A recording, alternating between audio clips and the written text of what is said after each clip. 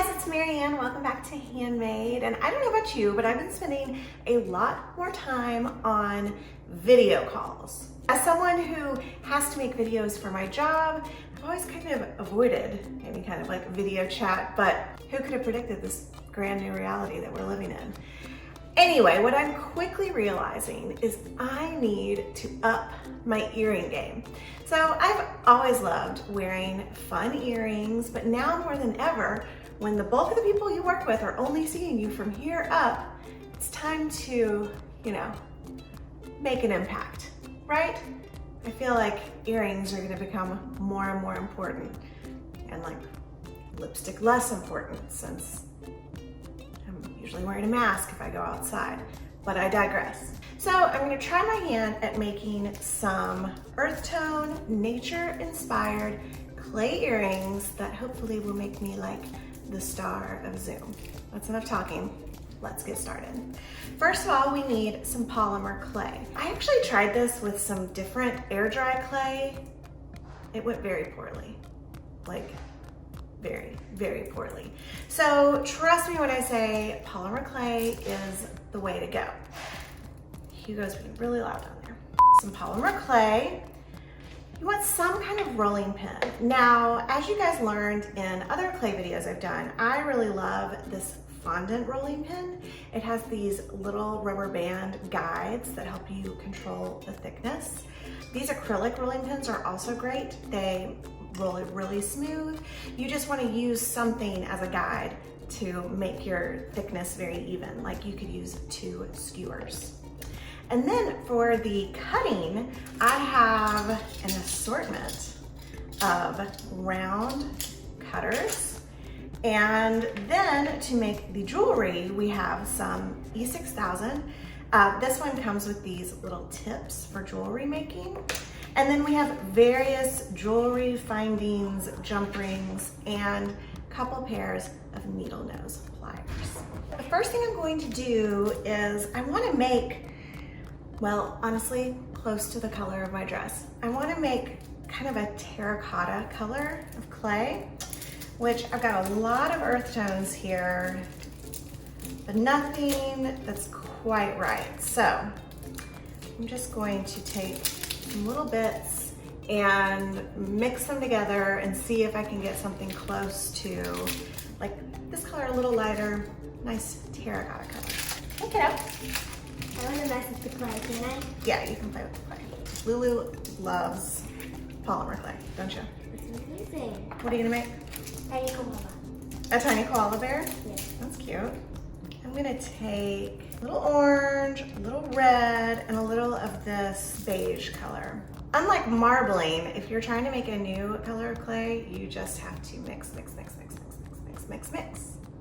It's satisfying at the beginning, but then it just gets kind of boring and you wish it was over with. Like a lot of things in life. Are koalas your favorite animal right now? And I just think they're cute right now. Yeah. I never have a favorite animal. They're all too cute to ignore. You never have a favorite? Right now, I really want to hug a miniature donkey, but Well, who doesn't? I'm quickly realizing I feel like I used too much red. I feel like this video is gonna quickly show that I don't actually know how to like mix colors. Inspiration. Oh yeah, I left my koala in there. inspiration. This pot has some patina. If my video fails, will you just show how to make a koala out of clay? It's good to have a fallback. Oh good, here comes Hugo. Hey buddy. I want to do something with the DeLorean. Okay, can you take your DeLorean downstairs? I got this. So.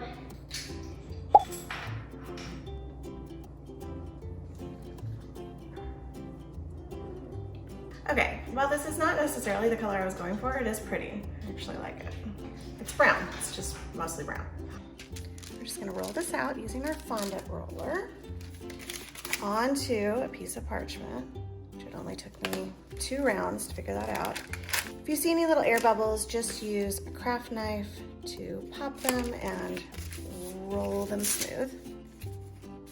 So while I've been struggling to make even one earring, Lulu has now made 2 tiny animals. So now I'm going to try a tip that came from one of my commenters, which is to use some plastic wrap.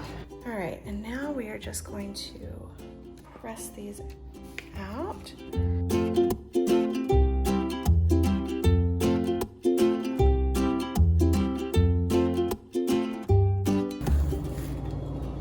Don't get excited, but I think this may have actually worked.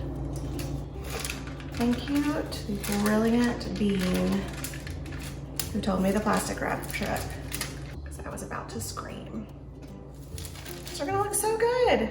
All right, so now we need to poke holes in them so we can attach our jump rings after they bake. So put one at the bottom of the top circle, at the top and bottom of the center circle, and at the top of the bottom circle. Now that I've actually successfully made one pair, I still have some of this clay left, and I'm going to make a chunky, small earring that will just hug like right to the ear. We'll see if it works. Grabbing my piece of plastic wrap, I'm gonna do 2 small circles. I'll express to you how satisfying this is.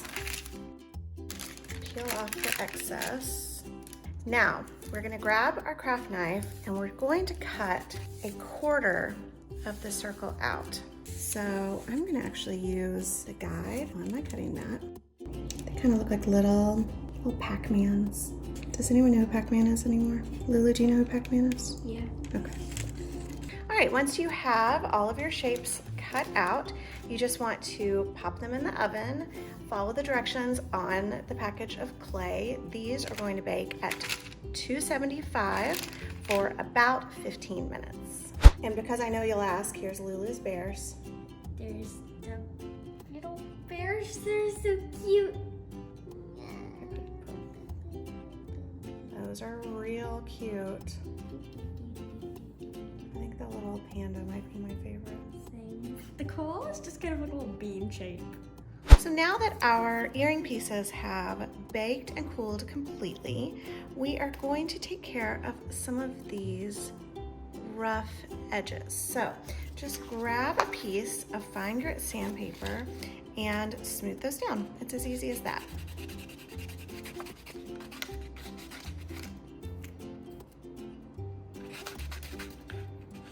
As you can see, having some fine grit sandpaper is very handy when making clay projects, especially if you struggle with getting a really smooth finish.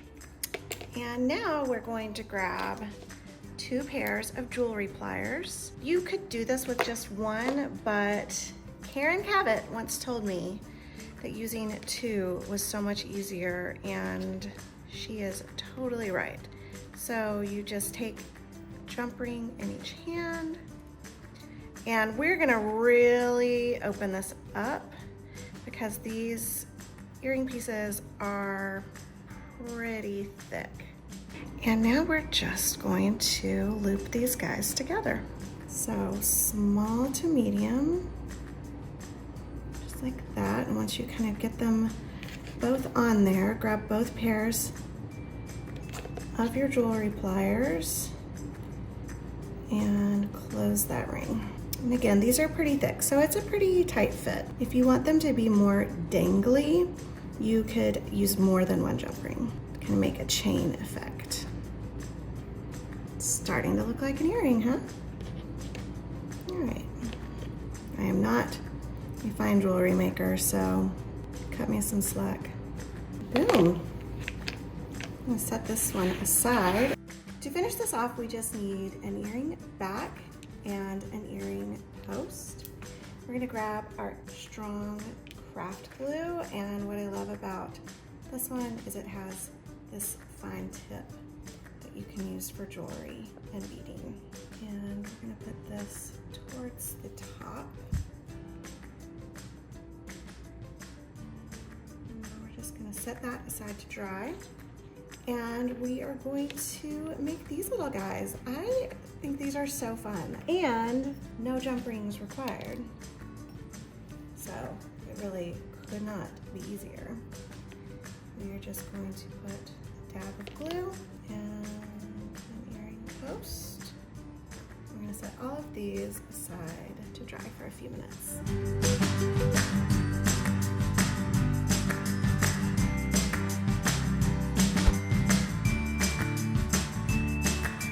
Well guys, after letting these dry overnight, I think I made earrings. Yay, finally! Finally!